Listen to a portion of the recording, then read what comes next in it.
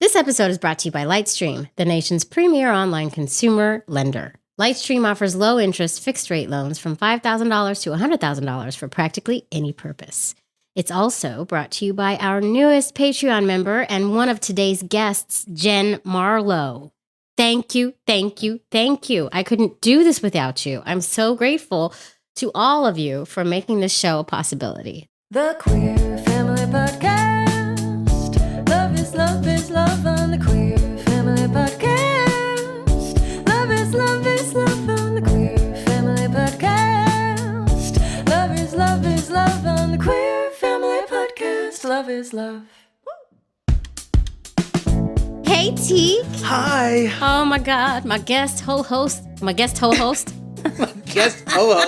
My guest co-host Teak is here to help me introduce In the building. the episode that's coming.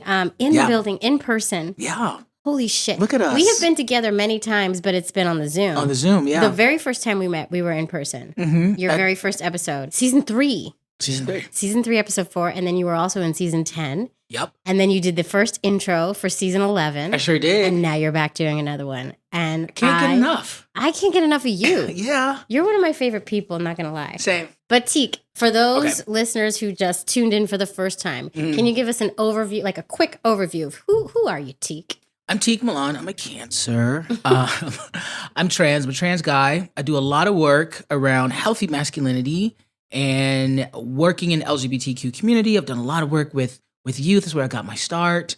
And I just like to think about gender and talk about how queer people, many of us are doing gender right. And I wish more people would listen to us. And also just the complications and the nuances when it comes to being a gendered person in the world. It is. And living in our queer identities and me living in my queer body as a queer, transgender Black man in the world who's very binary, what that means for how I show up and how people react to me and, the intentional work I have to do to make sure that I am a good person on a regular basis. That's something unique that you have been able to experience the world from a female point of view. Yeah. And then a male point of view. Yep, for sure. It's influenced how I am as a man. Being a man who had a girlhood, it's just, it's different. I have a different outview of the world. I didn't transition until I was in my mid-20s. So I was a girl and then like a young woman in the world. So there's a lot of things in which I think I understand differently. I think I can empathize a lot of times with women's experiences in the world. Of course you can. And then it also informs me of how I show up. I was done wrong as a woman in the world. And I say, I'm never going to be that dude. Now I'm going to make sure that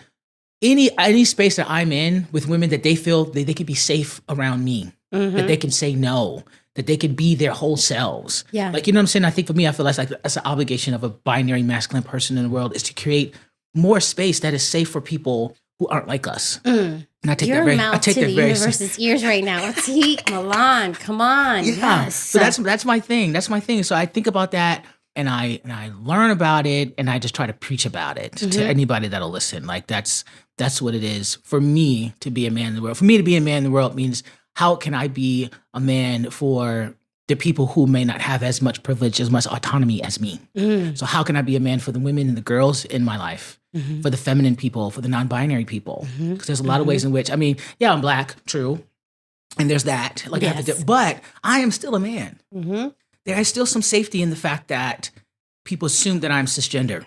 Right. They do, yeah. No one knows that I'm trans unless I don't tell them. This is why I'm so excited to have you for this particular episode, this interview, because we go hard into gender in this interview. Yeah. And just to give you all some background of the guests that are coming in for the interview, Jenn Marlowe and Gail Marlene Schwartz. They're two queer moms and friends, and they're co-editing a collection of stories and interviews about queer moms raising sons without fathers.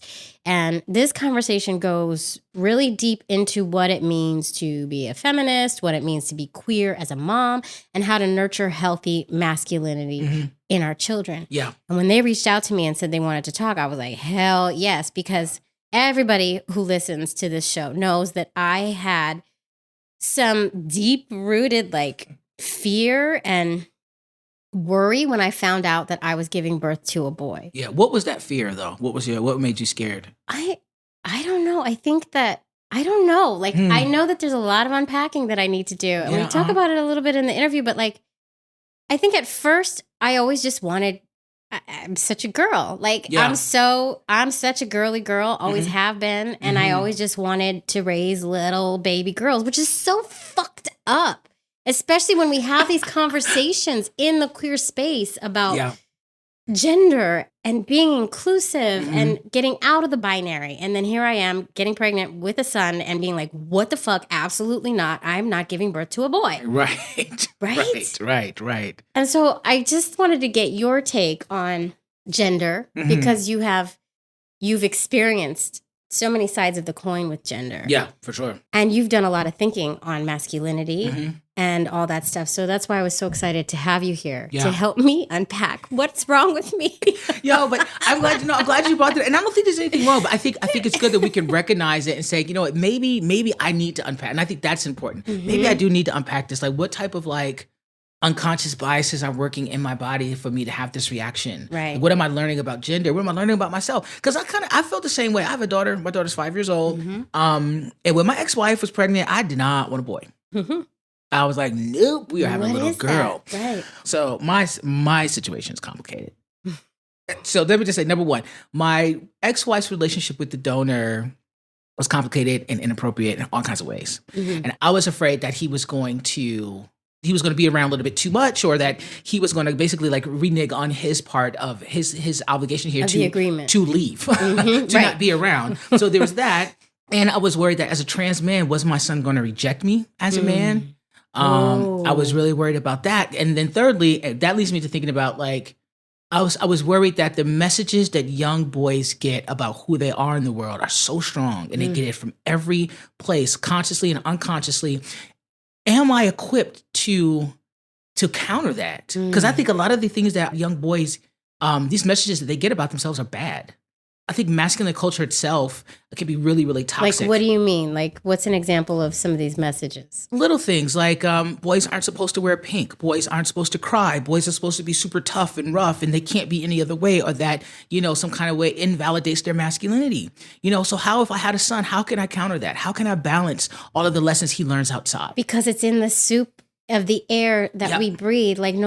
That's what I'm grappling with right now. That's how I feel with my son. Like, no matter what we're doing at home, other stuff is seeping into his psyche.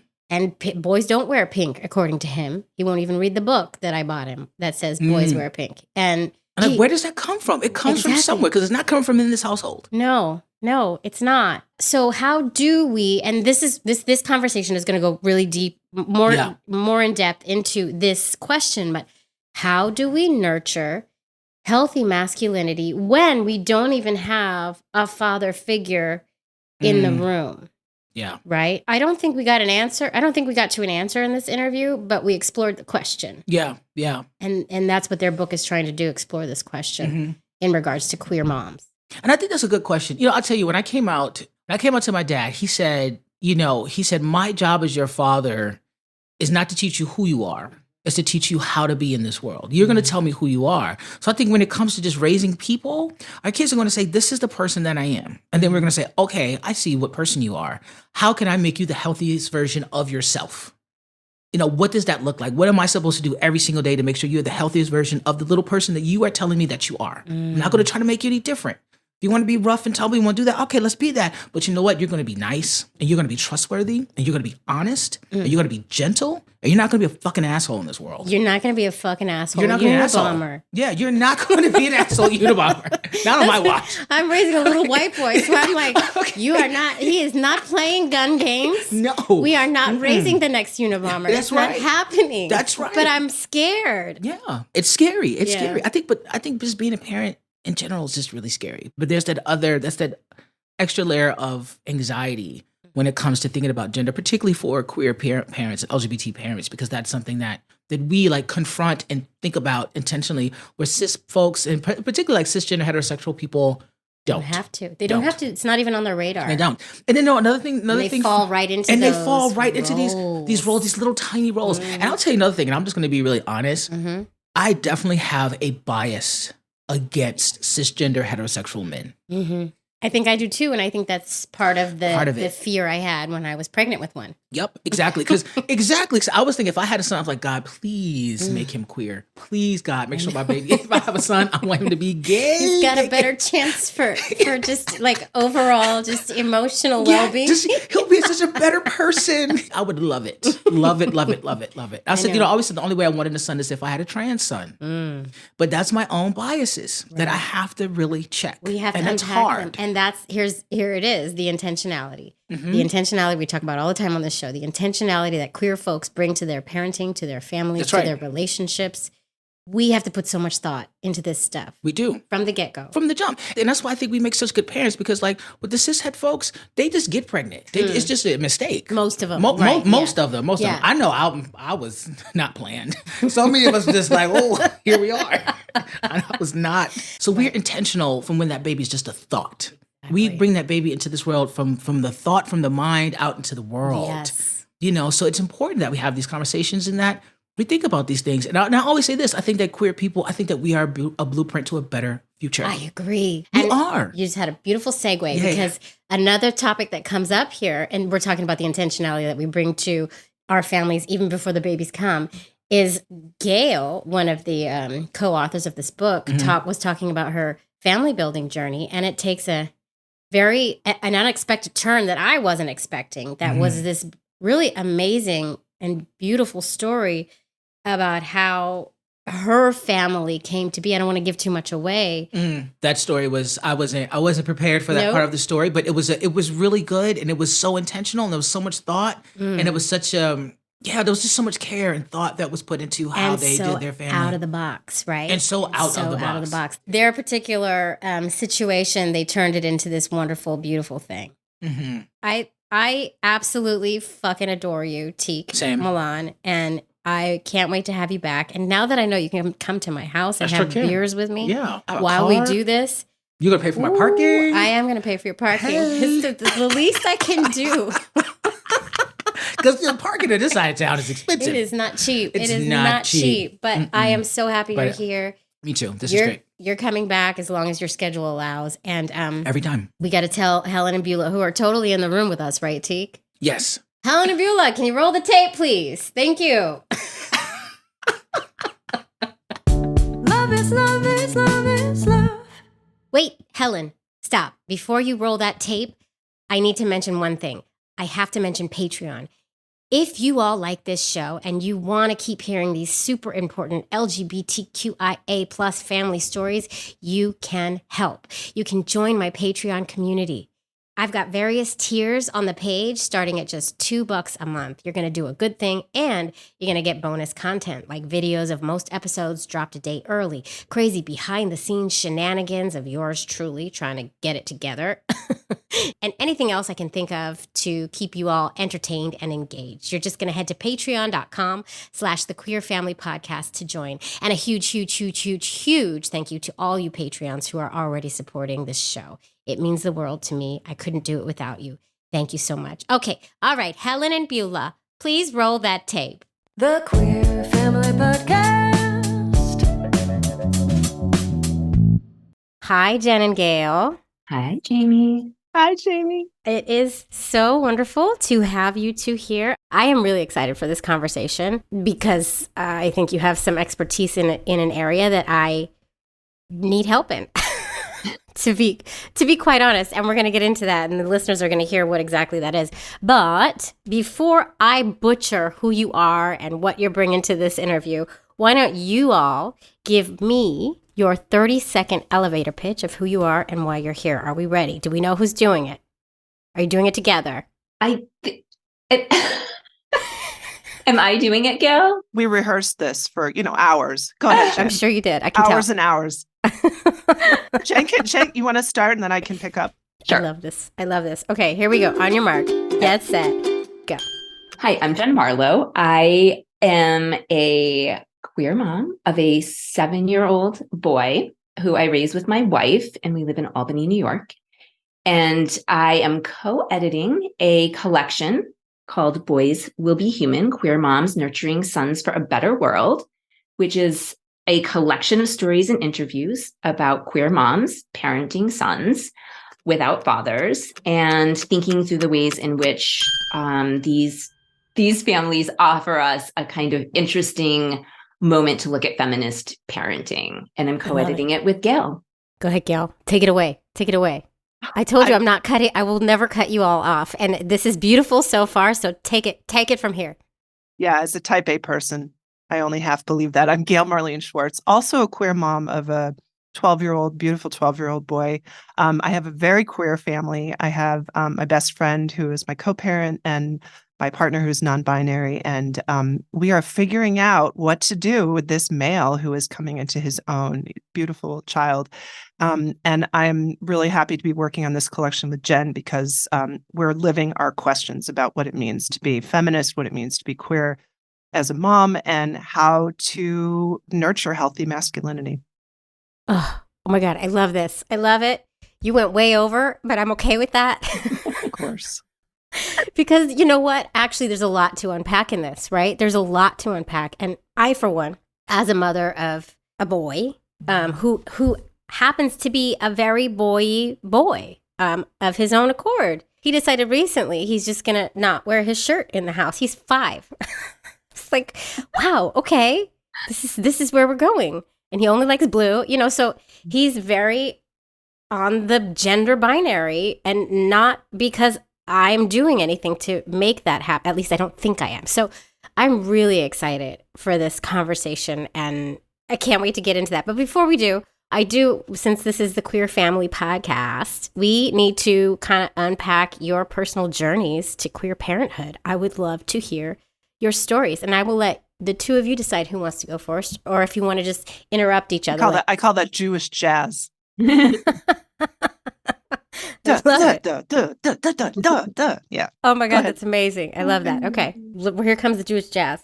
Okay, so basically I was one of those people who never wanted to have kids, no interest in kids. Kids tended to cry. Like if I tried to do the typical like things that people do when they see kids, like, hi, how are you? They'd start crying or they'd run away, or it just was not my thing until I was 37 years old. And two things happened. One was my ex-girlfriend, who she and her wife were very close with them. They had a baby. And when they had the baby, I went to the hospital. When I held the baby, something happened inside my body and my brain. Huh. Like something. Interesting. Because you were really, really die hard. I'm not doing this. I'm going to be child free. I'm happy this way. Yeah. Interesting. And I just didn't even really like kids or babies. But then I found out like I did like this particular baby. Like we would go visit the baby over their house and, hang out with them still. And there was a baby there. And I liked him. I thought I kind of got like that people think babies are cute and everything. And then a few months later, my brother and his wife had a baby. And I went to visit the baby, and it was the same kind of feeling of like something weird is going on here. And now I think I want a baby. I love this. So when people now tell me like, oh, I don't know if I want kids, I'm like, well, you say that now, but you never know. So.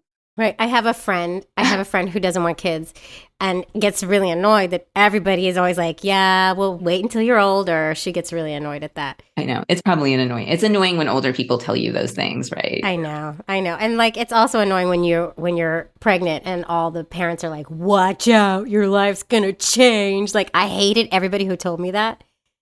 And I knew it was true, but I was also like, shh, stop talking to me. Yeah. And now here I am telling so many pregnant people your life's about to change and watch out. Like, it's like what I do. Anyway, sorry. I interrupt a lot. My bad. Keep going. It's fine. Jewish jazz. Jewish jazz. I wasn't like 100% sure that I wanted a baby, but I thought I would like at least to try having a baby. And so we did. We did IUI for a year. With who carrying?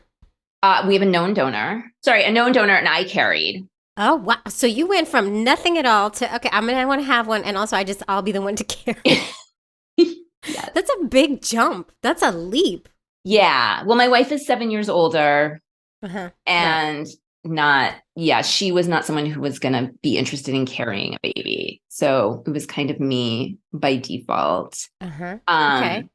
Basically at almost exactly a year, we got pregnant and we had a baby. Okay, so now let's move it on over. Gail, tell us your story, your journey. Yeah, it's really different. I was one of these kids that wanted to have children the second I popped out. I loved kids. I'd worked with kids. I taught kids. I was a camp counselor, a babysitter. I mean, any sort of interaction. And I was also, as a young adult, I was one of the adults that would sort of adopt these kids who, wanted an aunt and have them sleep over and take them camping and take them to amusement park. I was sort of that adult in several young people's lives, including my half siblings. So I had a lot of experience kind of mentoring kids and being close to them. I've also had a lot of mental health issues throughout the year. So I knew that for me to become a parent, I really needed to be in a couple to do that in a way that I felt was safe and just had the best chance of turning around some of that generational trauma. So yeah, part of it was the first partner, and I'm bisexual. The first partner I was with was a man, and he was a playwright, did not want children, and that was fine. My second long-term relationship was with a woman, and I was older. I was 39 when we got together. So it was a big question whether it would happen. And she's also now my best friend. We're separated, but very, very close. So queer. She wasn't, So she was queer. more, she was more like Jenn, like not something she wanted to do, but she was a little bit open to it. And I remember there was a moment in our relationship and I said, it's a deal breaker for me. Like, I can't move forward. Like at this point, I need to try. I don't necessarily want to start trying when I'm 50. So if we're going to be together, that's just something that I really want to pursue. So she kind of came around. Oh, okay. Okay. And actually, my first priority in terms of a way was adoption. I really wanted to adopt. And I had a really strong feeling as an activist that our family could do a lot more good to a child who is around than to bring another soul into the world. So I started looking at the adoption forms and all. I knew it was a long process and that it was difficult. And I started reading through the paperwork online for Quebec, which is where we were. And there was a very explicit requirement that any applicant not have any mental health history, or else they would be rejected outright. So it was not an option. Wow. I was devastated. I was really, really devastated. I can imagine. But how can they, if you were to just say, I have no history of mental health, would they, I don't know. It's a really good question. I'm kind of a good girl. So I just assumed. Me too. Same. Like, I'm such a rule follower. Yeah. Like I would have been so terrified that they would have found out, like, Same. So it was off the table. So that was really astonishing and shocking. And anyway, so, fast forward a few months, I sat down with Lucy and we had a conversation. I said, I think we should try to get pregnant. And so we just sort of did. And given our ages at the time, the fertility clinic that we went to said, you should probably go straight to IVF. And we said, let's do one round of IUI. I didn't get pregnant. And then we went to IVF. And I remember we were sitting with the psychologist because, you have to have that one appointment. And I remember saying, I'm not optimistic. I think the percentage for my age was like 13%. And she said, the statistics don't matter. You're going to get pregnant or you're not going to get pregnant. And that's the way it is. And, latching on to likelihood it's mind games. So, right, totally. It's worrying, and worrying is like asking for what you don't want, right? So exactly, yeah. I like that. You're either going to get pregnant or you're not. Yeah, it was very straightforward. Simplifies it. So I had low expectations, and I got pregnant that time, and we had decided we were only going to do it once. And I went for my first ultrasound appointment, and because my blood, whatever the test was, it was very clear I was pregnant, and they were looking for a heartbeat. They're like, oh, here's a heartbeat, and like, oh, here's a second heartbeat. Oh, wait, maybe What? there's a third. And they're looking around. And then at this point, I see Lucy's face. She's very funny. She's a storyteller. She's hilarious. And she just looks like she looks like she's about to punch somebody. She has this really like rageful look on it. And I'm, what's going on? And then the nurse like, oh no, there's just two. Just two. So That's it all. was Just two. it was twins. Oh my God. And we got home and she said, if she had said there was a third, I would have punched her. I said, why? She said, we can't be having triplets. That's just not okay. Oh my God. We were pregnant with twins. So had they put multiple embryos in? They had, yes, they had put 5. That was actually right before they stopped that as a practice. That actually was, I think that was in like 2013 or 14 where they switched the best practices. And then what happened later was we actually found out that because they were fraternal twins and the second twin actually had Down syndrome. Oh. So we were faced with a very difficult, I actually wrote an essay about this, which was actually won 3rd place in a contest. But yeah, it was really intense. It was really intense. And there was a lot of pressure. You know, Quebec and Canada, it's a socialized medical system. Mm-hmm. And there was a lot of pressure to have a partial abortion on that twin. There was a whole like genetic counseling series that we were supposed to do. Wow. And I understood what was going on. And I'm kind of allergic to any sense that someone's trying to control me. Mm-hmm. So I was just like, I don't want to do the counseling. And they called us, I think they called us like 6 or 7 days in a row, leaving messages. You need to do the counseling. You need to do the counseling. And it was enraging. The OBGYN was saying we should do that. It's not fair. And I just really wanted, and we really wanted to do our own research to see what was the likelihood that baby could have a happy life, not necessarily with us, but we had to think about that. And then also what would be the danger to the other fetus, and we ended up doing research and we found out that because Down's babies are almost never born now, because it's like 95% of women who get that diagnosis have abortions. Oh. The families that feel called to do special needs parenting, the woman who was our social worker, or she wasn't our social worker, anyway, she was in charge of special needs adoption. She said, I could have 10 families lined up outside your door tomorrow who would love to take care of this baby if you decide to have it. Wow. And that was news. I just didn't know that. This is all new to me. And then we had a long process. We really thought about whether it was realistic. And for me, I think with my history, and I have a lot of bullying in my past, and I felt a lot of shame in myself that I work on really hard. And I just knew that was going to come up in my parenting if I parented this child. And I didn't want to feel that way, but that was just part of the mixture that's in myself. And and the other piece of it, and Lucy didn't have that. She didn't have that feeling. But we were also older. Right. And we understood that that's a person that probably would require care for the rest of his life. And what we didn't want was to have that person end up being taken care of by the state or by, or necessarily have it be placed on Alexi's shoulders. Right. So, we put a lot of thought into it, but we also realized, we didn't want to have an abortion. And I'm very pro-choice. I'm not even anti-abortion. I think there's really good reasons to do it. It just wasn't the right thing for us at that time. Mm-hmm. And then Catherine, who was the person who was working with the families, she found this lovely family, this young couple in their 20s who had a Down syndrome baby. It's so rare when people are younger, and they had this little girl and they wanted someone for that little girl to grow up with. And so they adopted him, and then they went on to have several more children. So and then fast forward a bunch of years, that child, Alexi's brother, is an actor.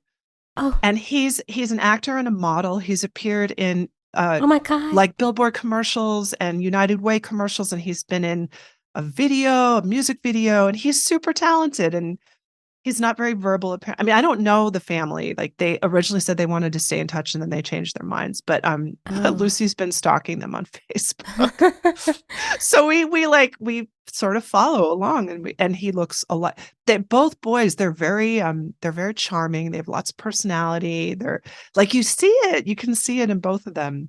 My son is also he's a real performer. And that's something that I did. I did acting for a while. So it's just amazing to see that genetic component.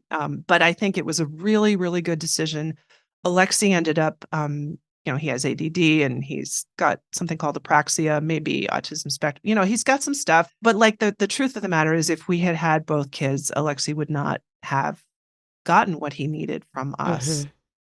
So I just think it ended up being a really good decision. Wow, what a story. Thank you for sharing that.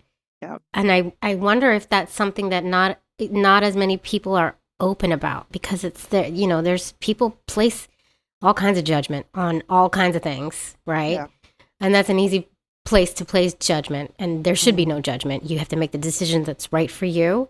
And look how everything turned out. Oh my God. And it was interesting because we felt judgment on sort of both ends of it. We felt judgment for not having the abortion, and then we felt judgment for the adoption. And there was a couple things that were really affirming. Like we had this wonderful technician, and it was later on in the pregnancy. And, sometimes the technicians would say, have you given them names yet? And, they don't necessarily know what's going on. And so this one technician asked, and I said, well, I tend to be a little bit more blunt than Lucy. She's a little more polite than me. I said, well, one of the babies is going home with an adoptive family.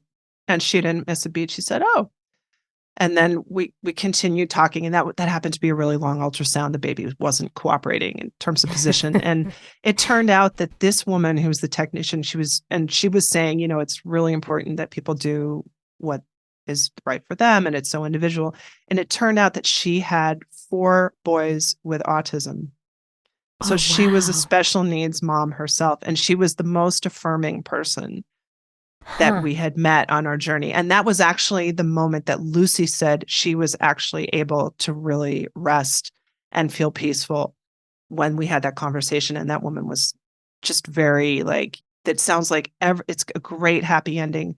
Everyone's getting, their needs met, and it's going to work out. And it was this woman who was a special needs mom herself. So. Well, that's amazing. Man, it must have been so difficult. So difficult. I can only imagine. But wow, holy shit.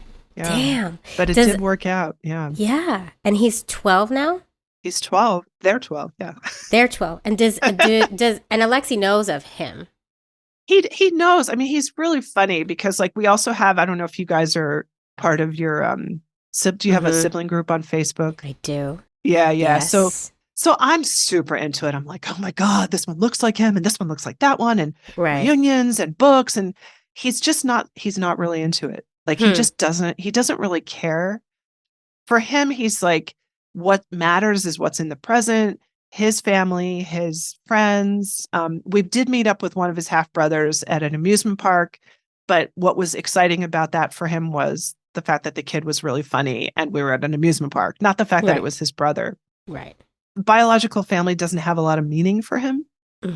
At least not right now. Right. They are their unique individual selves. And my daughter's not interested because none of them are girls. So, but there's only 3. There's only 3 others besides my kids that we've found. And she at first was like, yes, I want to meet. Yes. And then she's like, wait a second. These are boys. I don't care. I'm like, okay. So that's where we're at with that. It's there if she wants it, but she wants a sister. She already has a brother, and he drives her crazy. So why would she want more? Right? Don't want. The Queer Family Podcast. All right, folks, it's still the new year. And as we know, we all start the new year ready to make big changes in our lives. Am I right? And it can be tough to keep that momentum going. I 100% am not getting up earlier to get work done before the kids get up like I promised I would in the beginning of the year. Well, let's be real. It was less of a promise and more of a, that would be cool if I did it type thing. So I'm not failing miserably, but If you have resolutions, and namely, if one of those resolutions is to reduce your credit card debt, I can help. One way to get ahead is by consolidating your debt and paying a low fixed rate loan instead. And Lightstream makes the process super simple. A credit card consolidation loan from Lightstream can help you pay off your credit cards and lock in a low fixed interest rate. Rates start at 7.99% APR with auto pay and excellent credit. Plus, the rate is fixed, so it will never go up over the life of the loan, and you can get a loan from $5,000 to $100,000, and there are absolutely no fees, which is great. And just for the Queer Fam Squad listeners, you can apply now to get a special interest rate discount and save even more. The only way to get this discount is to go to lightstream.com/OCT. That's lightstream.com/OCT. Disclaimer, subject to credit approval. Rates range from 7.99% APR to 23.99% APR and include a 0.5% autopay discount. Lowest rate requires excellent credit. Terms and conditions apply, and offers are subject to change without notice. Visit lightstream.com/OCT for more information. Love is love is love is love. I think this is a great way to segue into your book and what you're doing and the work you're doing, because I'm dying to talk about this. I'm hoping you can give me guidance. Oh, gosh. I would. So the book is, at least for now, titled Boys Will Be Humans, Queer Moms Nurturing Sons for a Better World. Justin Baldoni just actually published a book called Boys Will Be Humans. So I'm not sure how that's going to go. Dang, but so we may have a title change in the future, but we named it that. So once I started to notice this whole new world, which again previously had been of no interest to me, I started to notice that a lot of the lesbian friends around us had boys. Mm-hmm. And we didn't know what we were going to have. But I started just becoming very interested in this very women-centered world that we lived in. Mm-hmm. And it just seemed to me that it offered this kind of unique space for these boys that could kind of work as an antidote to some of the toxic masculinity that we too frequently see. I wanted to then work with someone on this, and I started thinking about Gail, and it kind of morphed from there into how about we do an edited collection and maybe do a podcast someday. Then I also ended up having a boy, obviously. So of course, this question and these ideas became even more important and more interesting to me. Mm-hmm. And this is now all happening too against the backdrop of, Trump running for president and the Me Too movement. Mm-hmm. And I became like, how do I not raise one of these people that we're seeing? So I contacted Gail, and she was on board as another mom raising a son. And we began the work of gathering these stories of queer moms raising sons. So Another piece of my story is my own reaction when I found out they were both boys, and I cried. Same. This was going to be my question. What were your because I had a really shocking to myself and visceral reaction when I found out that I was carrying a boy inside me. And I freaked out. I got scared. I never, ever, ever. And this sounds terrible. It sounds awful. And this does not take away from the fact I love my son with all my heart. My son is awesome. He's amazing. But when I found out I was having a boy, I freaked out. I never thought I was going to have a boy. I always thought I was going to have two girls. A psychic told me that once, and I held fast to that idea, and a dog, right? And I was holding on real tight to that one. But when I found out, I lost it I mourned for longer than I should have. I was really upset. And even to the point where I was giving birth and I don't know if I'm going to connect. I don't know. I really freaked out. I was scared. Mm-hmm. And I haven't really unpacked that as much as I probably should have and still should. But so that was going to be my question. How did the two of you feel when you realized it's a boy and this is what this means? And there's a lot that goes into it. That's why you're putting a whole book together about it. Yeah. I mean, I was like you.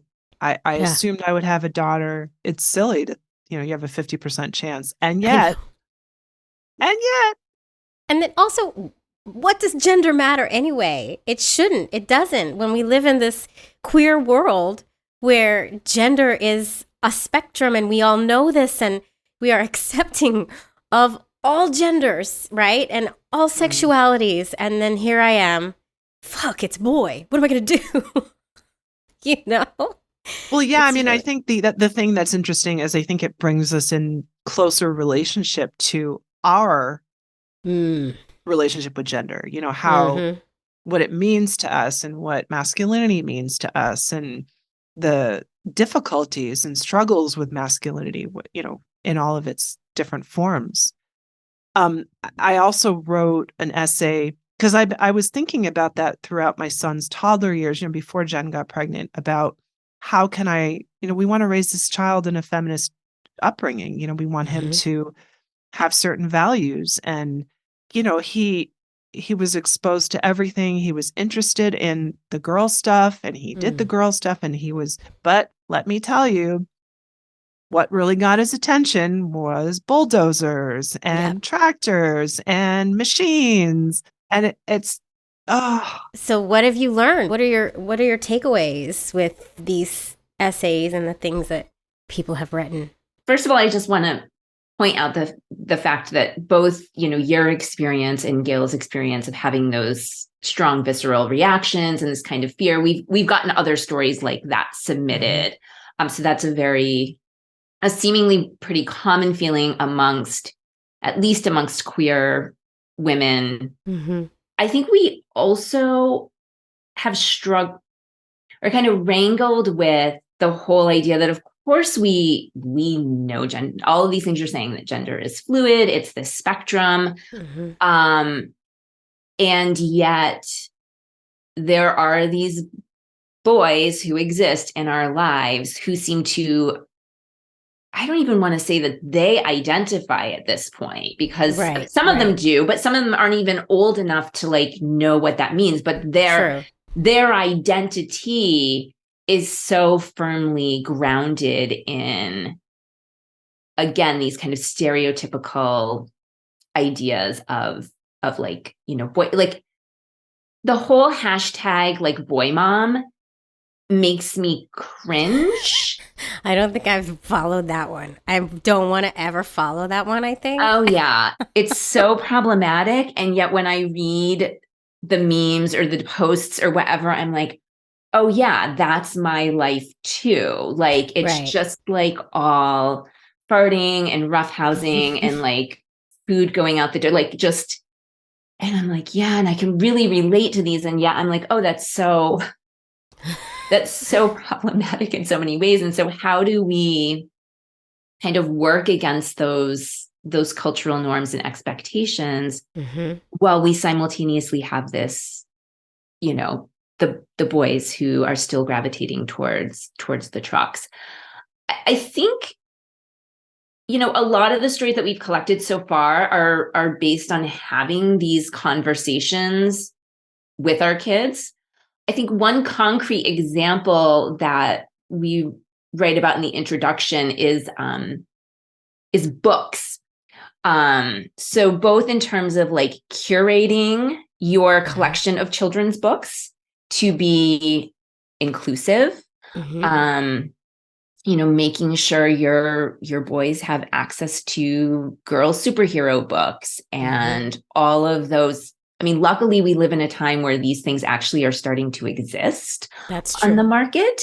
And so taking advantage of that to curate your children's book collection while you still have those of us who still have kids that were young enough to do that in such a way that they're being exposed. Like Levi and I read, you know, all of the Ramona Quimby books together, or that's a good, lot yeah. of female protagonists are the books that I read to him. But also a conversation I had with one of the families that's in the collection is about that a lot of the children's books that have animals or trucks or cars or various toys as characters, they default to he, the he pronoun. Mm-hmm. And I, as much as I am aware of gender and gender issues and have studied them, all of my adult life, I frequently find myself defaulting to he as well when Mhm. something is of unknown gender status. But I was talking to some moms who purposefully change out the he and use Mhm. she instead. I've done that. I've done that a bit. Yeah.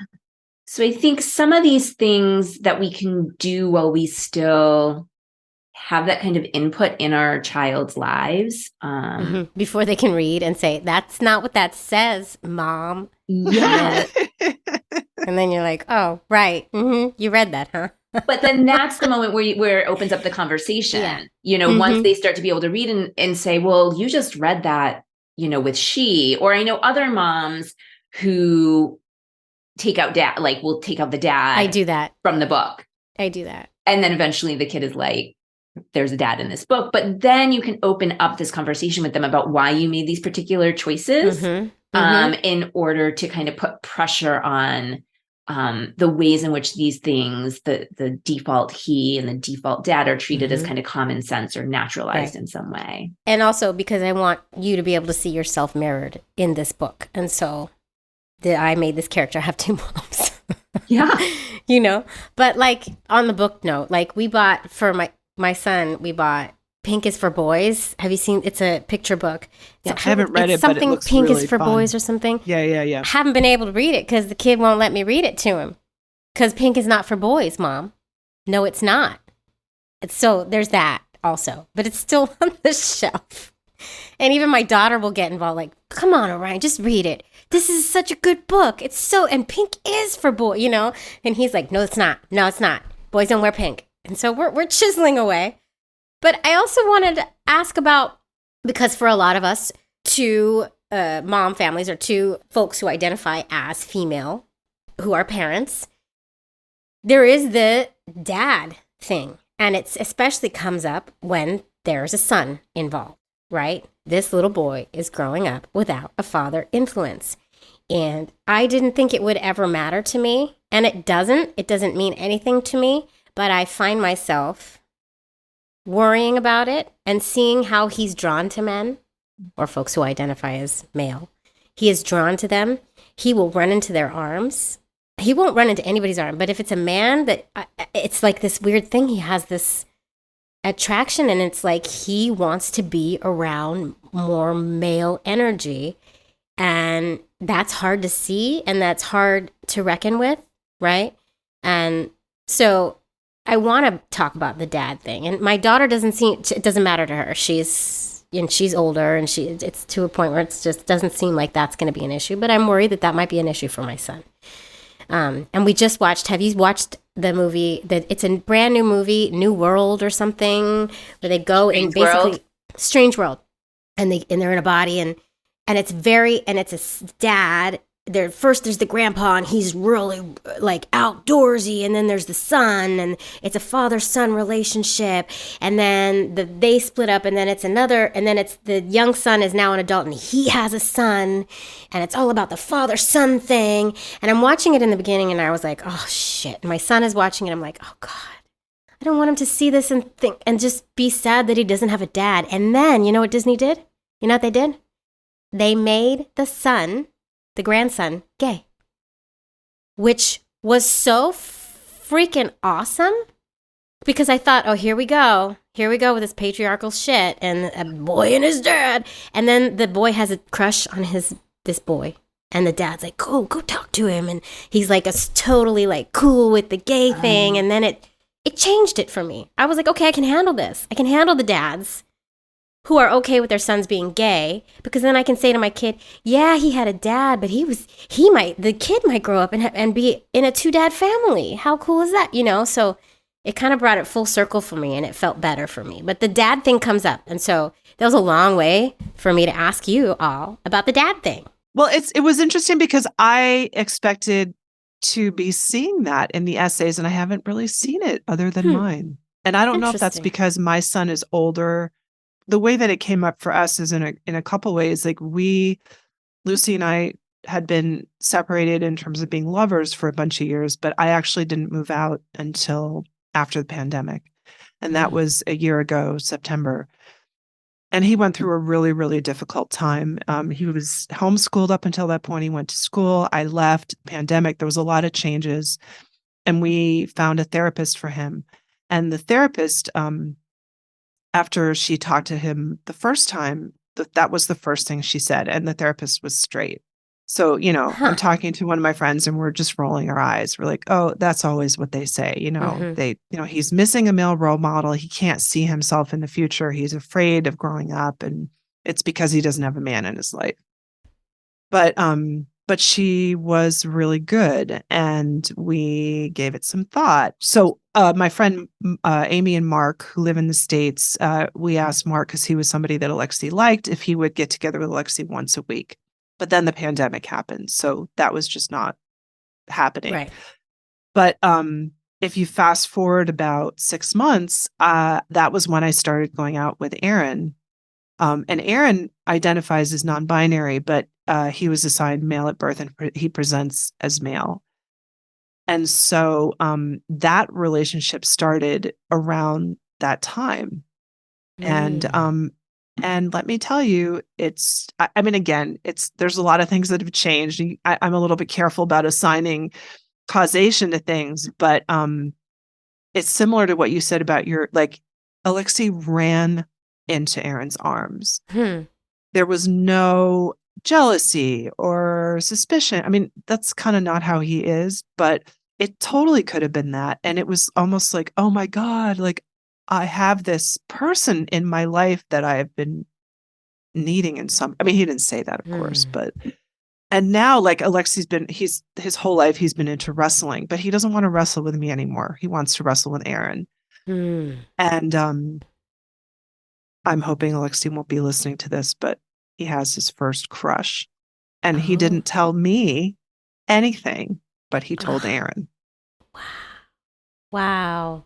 So there's things that are happening now. It's a very unusual situation that, I didn't expect to be with someone who everybody in the world sees as a guy. And it's a little different internally. And I think that's actually a very good part of this situation for us. But I think there is something about a close connection to someone who the person can project they're going to be like when they grow up. It was for us. It was a missing piece.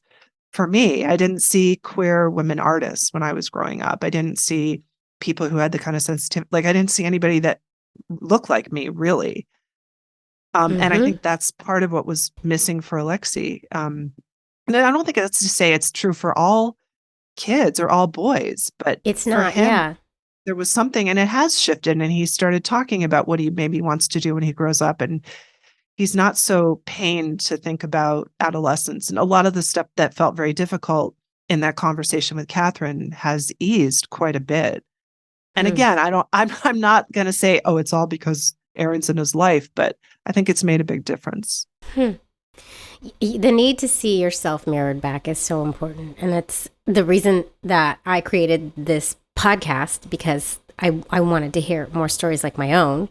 And, the reason your book is going to exist in the world, we need to see ourselves mirrored back, and our children, it's no different for our children, right? And some children feel very strongly that they are one way or another, and they want to see that so they can become that, right? So, but you never know what child you're going to get, and then you have to work with it to figure out the best way to give them what they need, I guess. And representation really freaking matters a lot. And I don't think it has to be a parent. In the same way that it doesn't have to be a parent for lots of different things. And again, like, just because a kid's growing up in a straight family, there's all kinds of situations where, the father left and there is no father. And, people have to make what I keep telling my college students, you have to make what you can with what you have. And it's true in any situation.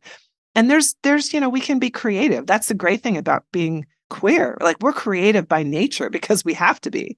That's why us queers are so well equipped for these kinds of situations, because we know all about chosen family. Yeah, we're like the creators of chosen family. We got that. We know how to choose that, right?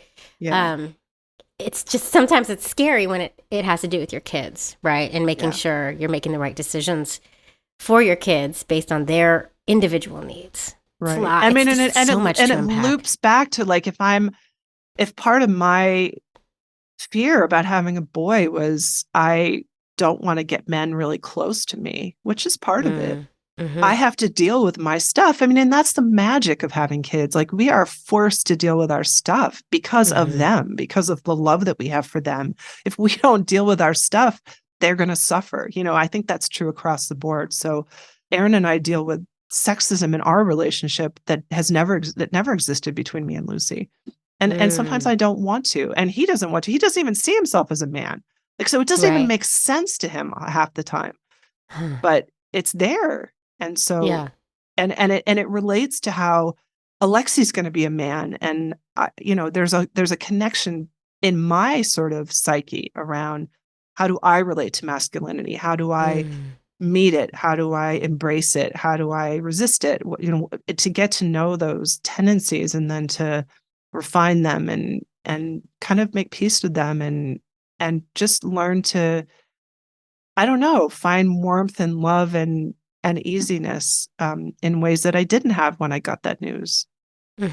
Just goes to show how very intentional our families, queer families are. We're so intentional, and we're doing everything we can to make these little families of ours thrive, right? So we, keep doing what you're doing. Can't wait to see this book. And is there any, are you looking for more stories? Is there a call to action for more stories? Any listeners out there? I don't know. We would like more stories. And in particular, talking about inclusion and representation, in particular, we would love more stories from queer moms of color. Mm-hmm. If you are queer and you identify as a mother, we want to hear from you. queermomsraisingboys@gmail.com. You can send submissions our way. Gail, do you have things you want to add to? Well, just if there's listeners who don't consider themselves writers, we're very willing to do an interview. So you don't necessarily have to be a writer. We can just set aside an hour and chat with you and write it up. So you don't need to worry about that. Oh, that's cool. I hope you get some folks to write into you and share their stories, because the more stories, the better, in my opinion. Thank you so much. Thank you both so much for coming and sharing. And this is great. I can't wait to share this episode. Thank you, Jamie. It's been great talking to you. Queer Family Podcast. Well, folks, I really hope you enjoyed that episode. I know I did. What a good story. But the conversation is not over, folks. Be sure you're following the show on all the socials. We're on Instagram, TikTok, Facebook, Twitter, and YouTube at the Queer Family Podcast. You're going to get photos of all the guests there, some videos, and just, all around fun from yours truly. Who doesn't want that? Don't miss out. You don't want FOMO. Nobody wants FOMO. And don't forget to join me on Patreon to help me create this super important queer content. You're going to head to patreon.com/the Queer Family Podcast to sign up and get that bonus content. And one more thing, if you love this show and want to represent your love for us and our beautiful families, you need to head to our shop and get some Queer Family Podcast merchandise. We've got so many designs, and you can put these designs on any product in the store. We've got t-shirts, mugs, hoodies, notebooks, face masks, laptop cases. You're just going to go to tpublic.com and search for the Queer Family Podcast. Or you can find the shop on our website at thequeerfamilypodcast.com. There's so many ways. All right, folks, that's it for this week. Tune back in next week for another episode all about family, but with gay.